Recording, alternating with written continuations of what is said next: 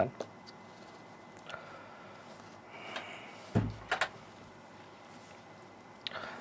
So welcome guys, welcome to the session. Greetings to all. This side Dr. Vishwajit Singh, your faculty for Forensic Medicine and Toxicology subject in DBMCI, and in this session we'll be discussing high-yield MCQs targeted mainly for FMG exams, and the session will be beneficial for PG exam aspirants too. Okay, targeting our FMG December 2022 exams to be exact. So let us start with question number 1. What will be the answer to this one? Sexual pleasure obtained by getting hurt by opposite sex.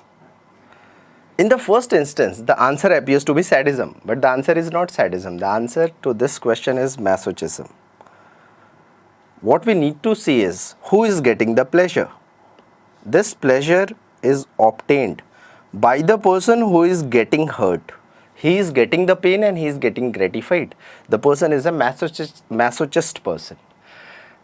Suppose I change the lines of the question like sexual pleasure obtained by hurting someone. You are beating someone and then you are getting gratified. You are a sadist person. Now your answer goes with sadism. What is transvestism? This is also called as eonism or cross-dressing. Wearing clothes of opposite gender when that gives sexual gratification to a person. So all these are perversions, sexual perversions. How do you define sexual perversion? Sexual gratification without actual sexual intercourse activity. What is exhibitionism? Exhibitionism is defined as display of private parts, PP for private parts, in public. In your house you can remain in whatever situation you want, but not in public place. This can become a punishable offence under the 4 I alphabets of exhibitionism. Tell us that this is a punishable offence under 294 IPC. Let us move ahead. What is this one? Excessive sexual desire in males. This is also one of the recent FMG exam questions itself. In males, this is called satyriasis. In females, this is what is called nymphomaniac. What is voyeurism? Voyeurism is also called scoptophilia, also sometimes called scopophilia, also called as peeping Tom, and this is a punishable offence under 354C IPC in our Indian law. How do you define voyeurism? Voyeurism is defined as whoever is watching or capturing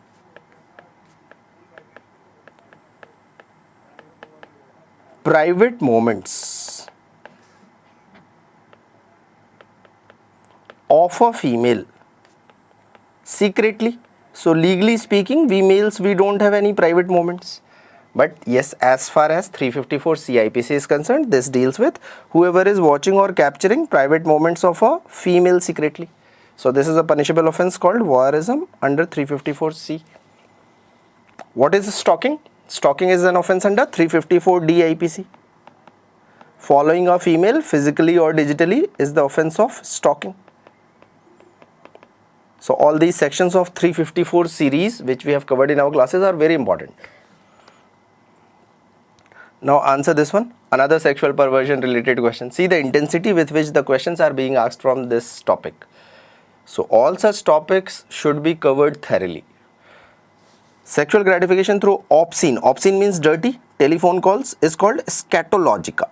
So remember the synonyms of voyeurism. It is also called scoptophilia, scopophilia or peeping Tom. By ruling out options you can solve the question. Directly also you should remember that scatologica is gratification by obscene telephone calls, and there are many other sexual perversions which we have covered in our classes. So go through that list thoroughly.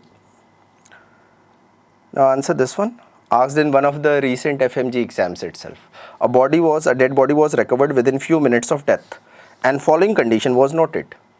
Their main intention in the image was to show you the clenched fist, or they wanted to show you contraction of hand muscles And we know at the time of death, rigor mortis does not occur.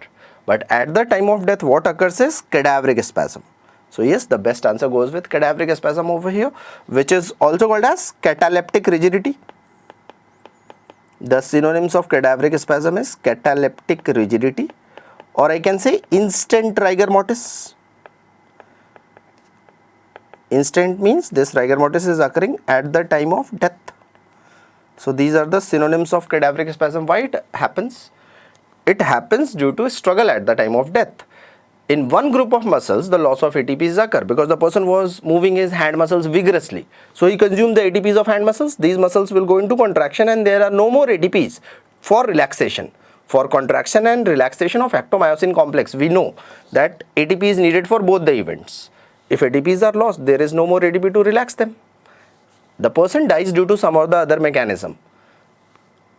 Fist is found to be closed or contraction of hand muscles is found. What about rest of the body muscles? They will be flaccid. They will be in the stage of primary flaccidity. Once rigor mortis also comes, like in forearm muscles, and gradually tries to involve your hand muscles, which are already contractile. Now we cannot differentiate. Once rigor mortis sets in, now we cannot differentiate whether the muscle is in rigor mortis or cadaveric spasm.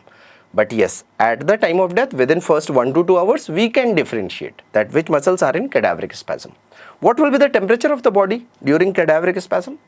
The body will be warm to touch. What will be the temperature of the dead body if rigor mortis is being elicited? The body will be usually cold to touch because of algor mortis changes. And this cooling also happens 1 to 2 hours after somatic death. All these important postmortem changes we have covered in our classes. So they are very important. All the postmortem changes like rigor mortis, algor mortis, livor mortis, and remember this cadaveric spasm too. Now this was an image based question asked in one of the FMG exams itself, in one of the sessions. During autopsy, the following finding is noted. This finding is clinically suggestive of. This is clinically suggestive of cardiac tamponade, which is also called hemopericardium. When the pericardial cavity is filled with blood. It can be acute, it can be chronic.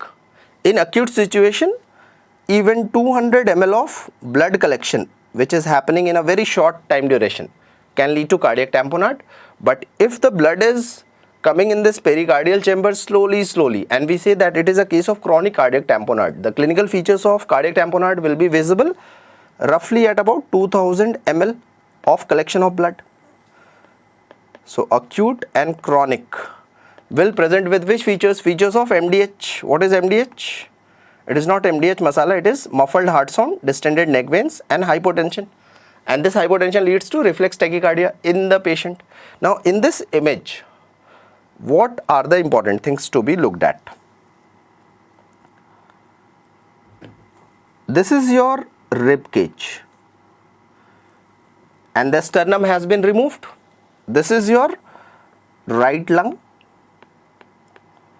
this is your left lung, and yes, we know over somewhere here will be your heart. And when the pericardium is removed, you are seeing lots of blood clots in the pericardial cavity, which is not normally seen. So this goes with cardiac tamponade. And what is this triad called? Triad of muffled heart sound, distended neck veins and hypotension in the patient, This is what is called Beck's triad. Beck's triad. Let us move ahead. What is this image telling you? Which type of intracranial hemorrhage? The moment you see idli on CT, idli means, scientifically speaking, biconvex appearance on CT of the hemorrhage. This goes with extradural hemorrhage. The moment you see hemorrhage like this, concavo-convex, thin and slender hemorrhage, this goes with SDH. So these CT images are repeatedly asked, always remember them. EDH, most common cause is rupture of middle meningeal artery, most common cause of SDH is rupture of subdural bridging veins. Out of these two hemorrhages, which one will cross suture lines? Which is not crossing suture lines, suppose I ask you, which one will not cross suture lines? Which one is not crossing the skull sutures? Always EDH. Why? Because dura is attached to the overlying skull bone at sutural areas. So wherever dura is attached, suppose this is the skull bone, this is the dura mater. This dura is attached to the overlying skull bone. So if there is collection of blood over here, yes, it won't be able to cross the suture lines. Then intracranial hemorrhages, types of skull fractures we have already covered in our classes in detail. EDH is one hemorrhage which is associated with lucid interval most commonly. Can be seen in SDH too, but mostly associated with EDH. The period of consciousness between two unconscious phases is called lucid interval. EDH is one hemorrhage which is usually associated with skull fractures. All these are important things to be recalled in relation to EDH. Now answer this one. What will be the best answer to this question? As per MTP Act 2021, opinion of two doctors is needed for which age of pregnancy? Now many changes have been done in MTP Act 2021. The correct answer to this question is 20 to 24 weeks. And as per MTP Act 2021, for up to 20 weeks of pregnancy, now one doctor opinion is needed. If the pregnancy is between 20 to 24 weeks, two doctor opinion is needed. If the pregnancy is beyond 24 weeks, in one situation MTP can be done if there is substantial fetal abnormality, or we say serious risk to fetus. The fetus is at all not going to survive, like a case of anencephaly. So in this cases, the case will be referred to a medical board. So now the opinion of medical board will be accounted for only one indication, that is serious fetal risk. And this medical board will be comprising of doctors like obs-gynae practitioner. Another member will be a pedia person.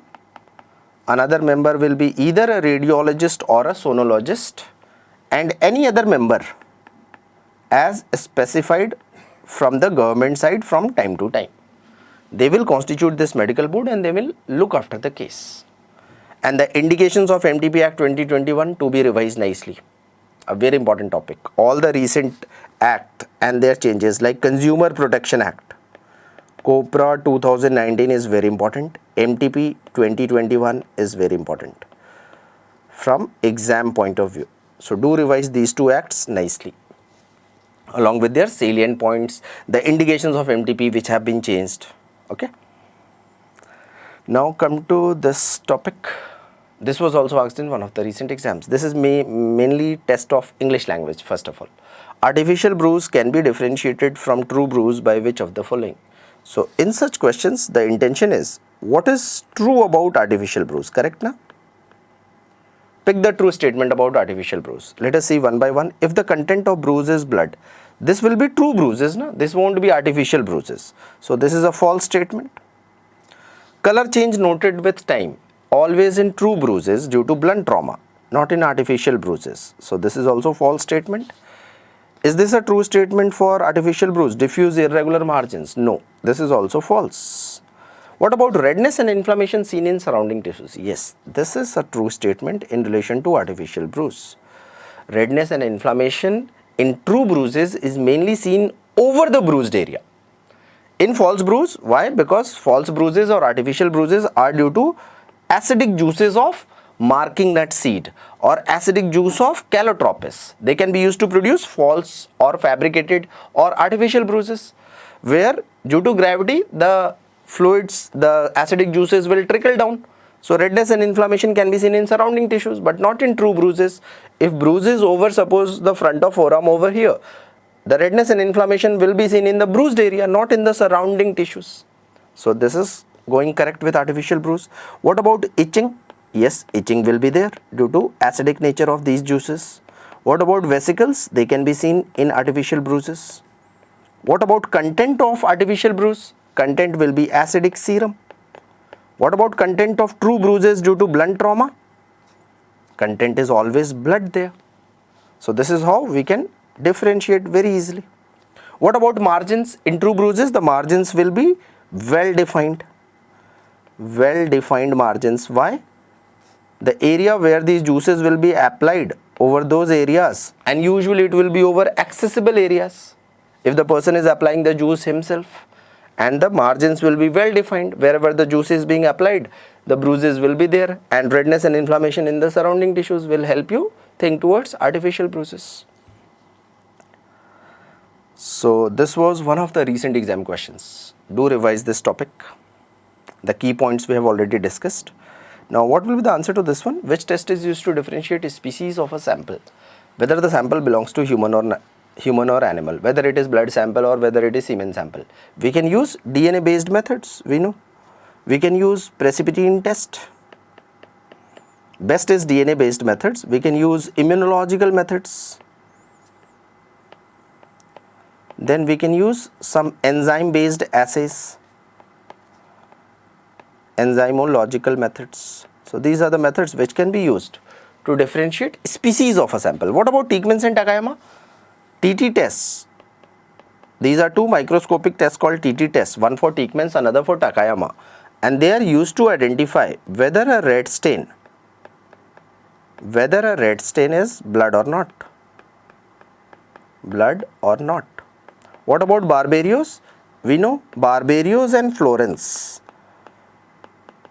start with B and F alphabet, and I can say these boyfriend tests, a boy will have semen sample, and these boyfriend tests are used to estimate whether a white stain sample is semen or not. Details of which is very, very important. Stain analysis topic to be revised before FMG exams, before any PG exams too. A very important topic for all the exams. A substance abuser was found on roadside with pinpoint pupil. Which of the following should be suspected? Now nothing can be more simple than this. That yes, opioids are potent meiotics. Along with opioids, remember the important meiotics. Let us revise them. Important meiotics are carbolic acid, that is called phenol. Then your chloral hydrate, which is also called dry wine. Chloral hydrate. Then your opioid group of agents. Then your barbiturates. OPCs group of poisons. OPCs, organophosphorus compounds. And also remember pontine hemorrhage cases. They will also lead to comatose state in the patient, and yes, the person will have bilateral meiosis in pontine hemorrhage too. So these are our important meiotics. What about mydriatics, or in which situation dilation of the pupil can be seen? In relation to toxicology, remember cocaine, amphetamines, then your LSD, these belong to hallucinogen group of agents, and then your Dhatura, never forget Dhatura. Dhatura has atropine, hyoscine and hyoscyamin as the active principles. So these are important mydriatic poisons or agents. This is one topic which is repeatedly asked in FMG exams. Which of the following is meiotic, which of the following is mydriatic? So remember this list, simple list. Cannabis as such does not have any effect over pupillary constriction or dilation. In cannabis poisoning, from cannabis what we obtain is BCG, bhang, charas and ganja. The effect of these agents, bhang, charas and ganja, is they can lead to congestion of the eyes. They can lead to congested eyes. But as such, no effect over pupillary size. Recent question of FMG exam. In court of law, examination of a witness is being done to develop new or old facts. And who is trying to do this? A lawyer. The lawyer is trying to develop new or old facts. Examination of the witness is done by lawyers in the courtroom. So there is a lawyer who is trying to develop new or old facts. He is trying to weaken the evidence of the witness by showing that evidence given by the witness is biased, inaccurate, inconsistent. Basically, he is trying to twist the case towards, to make it more favorable towards his client. This is the purpose of cross-examination part of a witness, where there is no time limit for cross-examination of a witness. and leading questions can be asked. Leading questions are allowed. What are leading questions? Questions which are answerable in yes or no manner. Have you seen the crime occurring? The witness says yes. Is this a leading question? Yes. Where were you when the crime occurred? Now this cannot be answered in yes or no. This is not a leading question. Okay. So leading questions are trappy questions, and they are mainly allowed during cross. Why? Because the purpose of the cross is to prove that evidence given by the witness is inaccurate, inconsistent. Direct examination is done by the lawyer who has called the witness. Cross is done by the opposite side lawyer. Redirect needed in some cases, done by the first lawyer, in some cases to clarify certain facts. But when the purpose is to prove that witness is giving false evidence, witness is giving inaccurate evidence, this is cross examination. Answer this one. A person was brought to OPD with history of a snake bite 8 hours ago. Patient was noted to be in respiratory depression and heart rate of 50 and drooping of eyelids. Drooping of eyelids medically is referred to as ptosis plus respiratory depression. Which snake bite you will think of? Neurotoxic bite. And we know there are two snakes which are neurotoxic, krath and cobras. So this is the information which I am getting. Now 10 vials of anti-snake venom was administered. This is the treatment of choice for any snake bite, any poisonous snake bite. Treatment of choices: give 8 to 10 vials of polyvalent anti-snake venom available in India, prepared by drug research institutes. But thereafter, the improvement in the patient was not being noted by the doctor. This respiratory depression was still continuing. So the doctor could have thought of shifting the patient in the ICU, but no ventilator was available. What can be done next so as to improve this respiratory depression? We know that yes, we can give atropine and neostigmine combination. Why? Because neostigmine is a reversible acetylcholinesterase inhibitor. Cholinesterase inhibitor. It will inhibit this enzyme and it will increase the levels of acetylcholine in the synaptic cleft so that this muscular weakness is resolved. Diaphragmatic muscle weakness is leading to respiratory depression here, na? And this ptosis is also a sort of neurotoxicity. So yes, we will give a test dose of mild doses of atropine with mild dose of neostigmine. If improvement occurs in the patient, we will increase the dose gradually. Why atropine is given? So as to titrate the dose of acetylcholine. We don't want too much of sudden acetylcholine rise. So we give mild doses of atropine too. Okay. Next time they can ask you, this one will be beneficial in which cases, to be exact? Krath bites or cobra bites? And we have read in our classes now that yes, if I see the neuromuscular junction having presynaptic area, this is the synaptic cleft, and here is your postsynaptic area, receptor area. And we know common krath venom acts over presynaptic area. Cobra's venom, they act over postsynaptic area. Banded krath venom acts over postsynaptic area. Myasthenia gravis is a postsynaptic disorder due to autoimmune antibodies against acetylcholine receptors. Muscarinic and nicotinic receptors will be over here, no? Muscarinic and nicotinic receptors. Along with common krath, remember Clostridium botulinum toxin.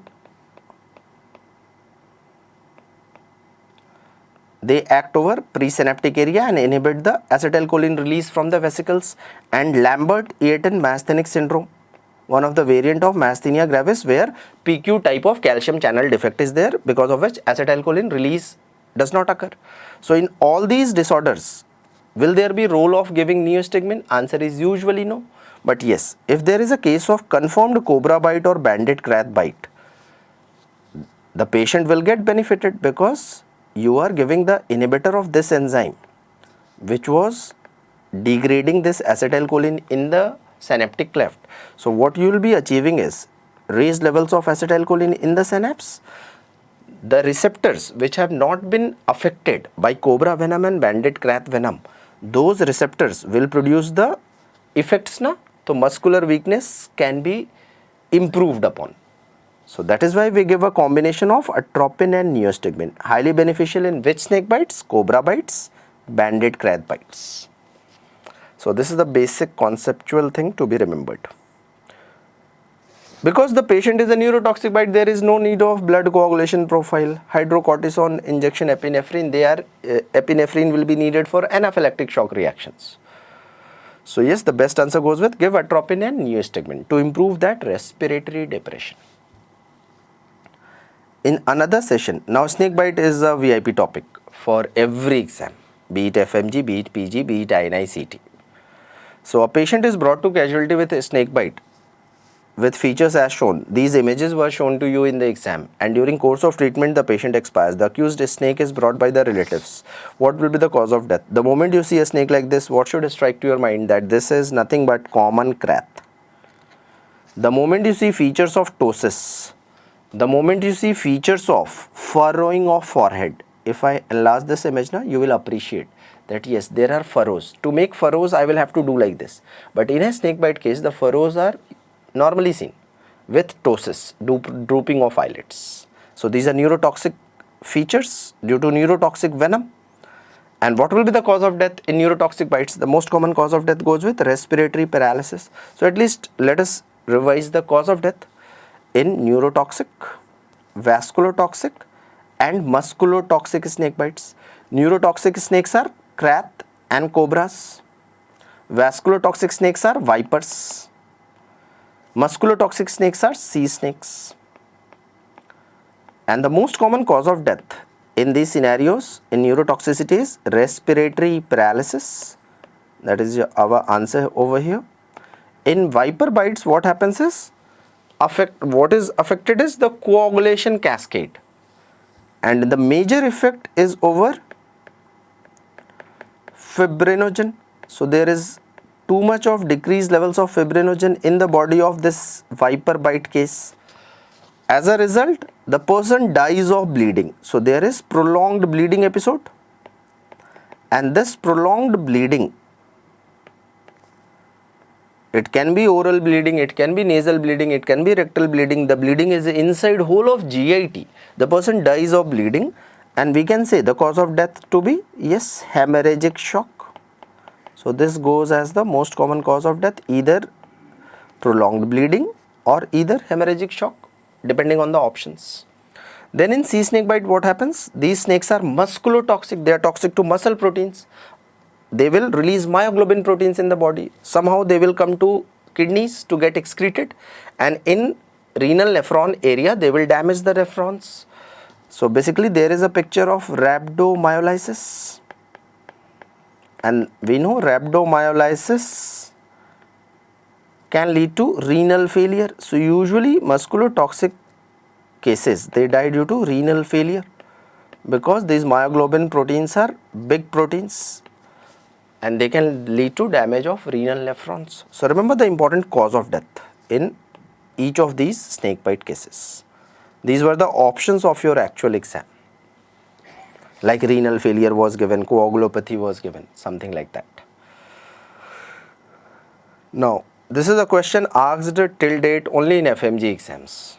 A topic of solvent abuse, also called as volatile substance abuse, also called as inhalant abuse. Inhalant. Anything which has a volatile nature is being used as abuse by many people to get the euphoric nature. And the methods applied are, what is being taken by these small kids? They have taken a polythene bag or a plastic bag. So the method goes with bagging. The moment you see a cloth like thing which has been saturated with a volatile substance, in the image if you see a cloth like thing, your answer will go with huffing. What is glading? Filling the room with air fresheners or anything which has got a volatile nature, and then taking deep respirations. This is unique way of getting euphoria.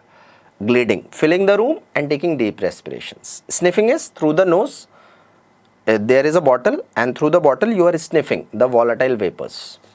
And another method is dusting. What is dusting? Spraying the inhalant substance directly over mouth and nose. So these are the methods: bagging, huffing, glading, sniffing and dusting. What is the most common substance overall used?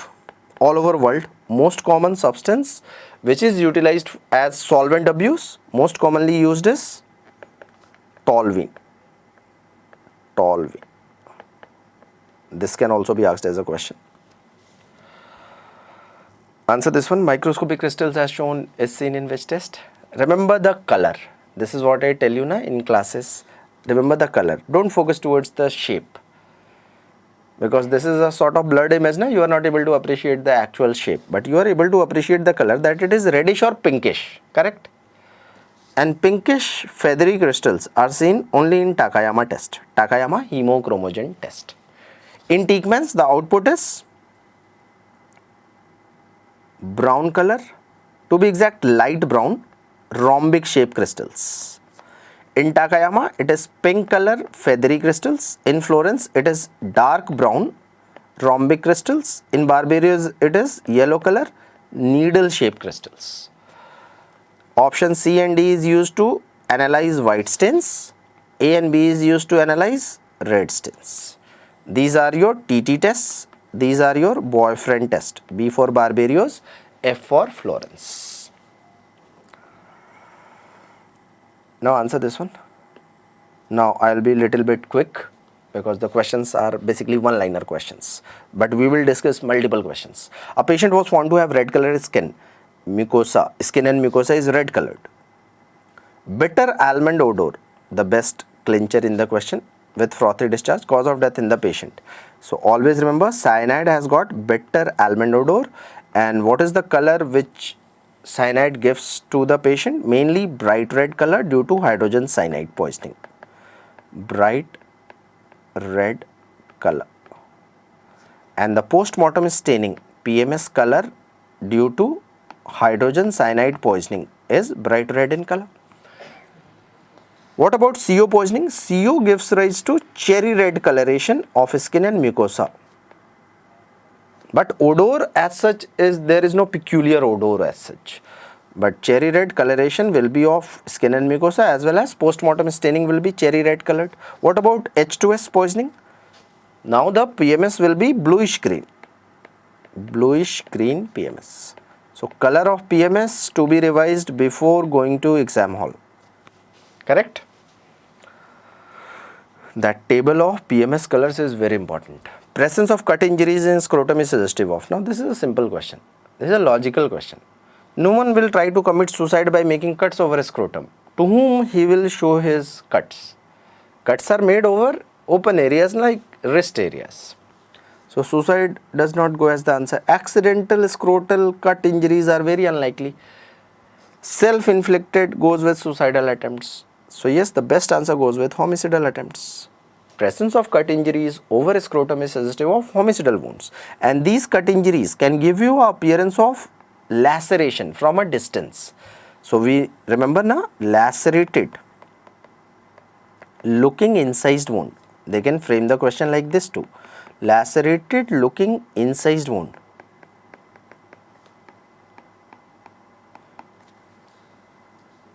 Is seen over scrotum. This is suggestive of. This is always suggestive of. Usually, most commonly, homicide. It is incised wound. Weapon used is a sharp edge weapon. It is giving the appearance of a laceration. Why? Because these areas have got skin folds or rugosities. So best example of such areas are scrotum, S for scrotum, and A for axilla. Axilla. Axilla has got axillary folds. After injury, hair bulbs are seen crushed under microscope. Probable type of wound. This was really asked in one of the recent exams too. The correct answer goes with laceration. The moment you see crushing word, it goes with laceration.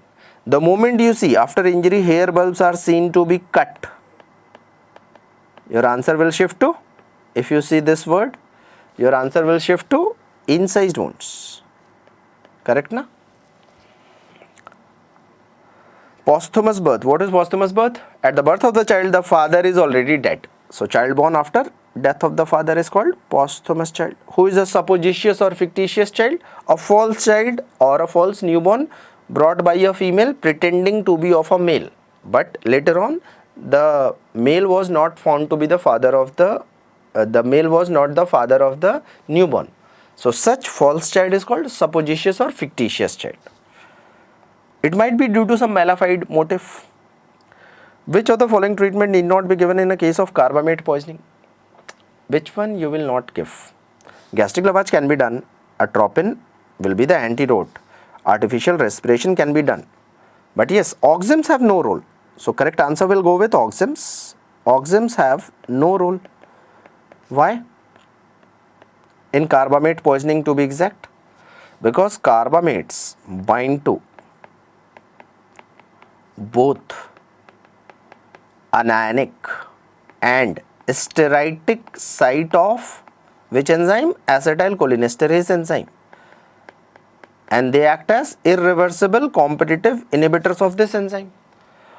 Oxims can be used in OPC poisoning, but that too before aging of the enzyme has occurred. Before aging of the enzyme. Which enzyme? Acetylcholinesterase enzyme. Why? Because OPCs bind only to stearitic site of the enzyme. If I have to create action of oxims like pralidoxim, obidoxim in the body, these oxims go and bind to anionic site. So anionic site should be free, and this is the thing which happens in OPCs. Anionic site is free. So that is why oxims can play a beneficial role there, but never in carbamate poisoning. Why? Because both the sites are already occupied of the enzyme. Answer this one. Which of the following is the most reliable method of estimating blood alcohol level? Not a breath alcohol analyzer. They are not most reliable or gold standard diagnostic methods. Answer goes with gas chromatography. Alcohol is a volatile agent. Now, for volatile agents, gas chromatography is best. The same goes for aluminum phosphide poisoning too. Aluminum phosphide tablets are there, Cellphos tablets. When they come in contact with saliva, what is released in the body of the patient? Phosphine gas. So there also, the gold standard test for diagnosis of Cellphos poisoning is gas chromatography. Here also it is gas chromatography because alcohol is a volatile agent. Chromolacryuria is a feature of poisoning by OPCs due to increased porphyrins. In OPC poisoning, what happens is increased levels of porphyrins, they are seen in lacrimal glands. So patients usually shed red color tears. So these red tears are referred to as chromolacryuria associated with OPC poisoning. Silver nitrate filter paper test. Quick. Answer goes with aluminum phosphide poisoning, which is commonly called as Cellphos. So silver nitrate impregnated filter paper, when it comes into contact with phosphine gas, which will be present in a Cellphos poisoning case, the filter paper will convert into black color. So instant diagnosis will be done. All of the following are cardiac poisons except. Now this is a repeatedly asked question. Answer here goes with curare. Let us revise the list of cardiotoxic poisons. With that simple mnemonic, every dawn has a queen. Has a queen. Here D stands for digitalis, or you say digoxin. O for oleanders. N for nicotine. H for hydrogen cyanide. Cyanides are also kept in cardiotoxic agents group.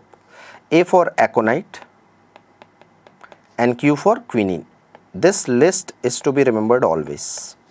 Oleanders can be of two types. One type of oleander plant. Oleander in Hindi is called kaneer. This is the Hindi name, common name, kaneer. Now this kaneer plant or oleander plant can have yellow color flowers. That oleander scientifically is called Cerebra thibatia. Cerebra thibatia. This oleander plant can also have white or pink color flowers, whitish pinkish flowers. Such oleander plants are called Nerium odorum. Nerium odorum. Correct? So the list of cardiac poisons is very much, this is how questions are asked. This question has also been asked in PG exams too, not only in FMG exams. This I think everyone knows. Absolute contraindication of gastric lavage are all except, this is a very painful word. Always find this word whether it is there in the lines of the question or not. Except carbolic acid. Why? Because carbolic acid, also called as phenol, it leads to edema of gastric mucosa. Instead of thinning of gastric wall, it will make the stomach wall hard and leathery. So yes, gastric lavage can be attempted there. Presence of skin blisters is suggestive of poisoning by barbiturates. What are the differentials of skin blisters? Vesicants is one differential. Another differential is here in the question itself, barbiturates, B for barbiturates. Then carbon monoxide poisoning can give rise to blisters over the skin. In vesicants, remember sulfur mustard gas, sulfur mustard gases like sulfur mustard gas, they are vesicants. Barbiturates are blisters. Then CO poisoning can give rise to blisters. Then blisters can be seen in antemortem, second degree flame burns. Can these blisters be seen in a dead body? Yes. You can see post-mortem blisters due to putrefaction too. Antemortem blisters will be red colored. Post-mortem blisters due to putrefaction, bacterial putrefaction, they will be black colored. Easy differentiation if at all you get a image based question which was asked in one of the PG exams. So this is our differential of skin blisters. In relation to animal poison, remember skin blisters can occur due to blister beetle, exposure to blister beetle, and this blister beetle is itself called as Spanish fly, also sometimes called as cantharides. These are the synonyms. And this blister beetle has got a aphrodisiac property. It can give rise to features of priapism. It can give rise to features of skin blisters. So this is our comprehensive differential of skin blisters. Flashback phenomena is associated. What is flashback phenomena? Getting the effect of drug even without actual intake. Here the best answer goes with LSD. It can be seen in cannabis intoxication too. Here the answer goes with LSD. More commonly seen with LSD as compared to cannabis. And this flashback phenomenon in LSD can be seen for even prolonged duration, even for days, but not that too in cannabis. In LSD, the flashback phenomena means someone has consumed LSD today. He can get flashback, he can get the effects of LSD. These are mood elevator drugs, na? They are hallucinogen group of agents. So the person can get the effect of LSD even after 1 day, 2 day, 3 day. So that is the effect of LSD. They are very potent agents. Which of the following is not a component of cyanide poisoning treatment kit? Yes, the best answer goes with sodium bicarbonate. This kit called as Lily's kit, Cyanide Antidote Kit called as Lily's kit, consists of amyl nitrite pearls for inhalation. This is given through nasal route. 10 to 12 pearls are broken in a handkerchief. They are brought to close to patient airways. And sodium nitrite and sodium thiosulfate is given through intravenous route. These are the 3 agents of that kit useful for cyanide poisoning. What else can be used? Hydroxycobalamin injections. That is a direct binding agent. Answer this one. A physician doctor referred a patient to a radiologist. Some person known to radiologist later visited the physician doctor with a thank you letter and money packet. What is true regarding the above situation? Yes, this is what is called medical dichotomy. Fee splitting between doctors by unwanted referrals to gain money is a type of unethical act called as dichotomy. Fee splitting by unwanted referrals to your friends or to your girlfriends. So fee splitting should not be done. This should not be practiced in your clinical practice. Fee splitting for unwanted referrals. Regat's test is used for testing of. This is mainly concerned with which of the following organs basically? Answer goes with lungs. Regat's test is also called hydrostatic test, also called as flotation test. What is the principle of Regat's test and where it is utilized? It is utilized to differentiate stillbirth cases from live birth cases. What is a stillbirth case? Death of the fetus during labor. when the pregnancy was more than 7 months of age. What is live birth? Death of the fetus occurred after the fetus showed some signs of life to the doctor. Okay? Means in a live birth, respiratory effort has been done by the fetus. With respiration, what will happen? There will be increased blood flow in the lungs. There will be increased blood flow, so the weight of the lungs will increase. In a stillbirth, the weight of the lungs will be less. But Raygaud's test is not based on weight of lungs. Raygaud's test is based on which principle? Specific gravity of lungs. And we know specific gravity of water is 1. For water, the specific gravity is 1. And anything which has a specific gravity more than 1 will sink in water. In a stillbirth, because no respiratory effort has been taken by the fetus. So usually the specific gravity of lungs is more than 1, so the lungs sink here. But in a live birth, with respiration, what happens? Specific gravity becomes less than 1, so the lungs float here. And there are many other tests now to differentiate stillbirth and live birth. Do revise those tests. This is also a very high yield topic. Okay. The other important tests are Fodry's test, also called as static test. Then you have Plockett's test.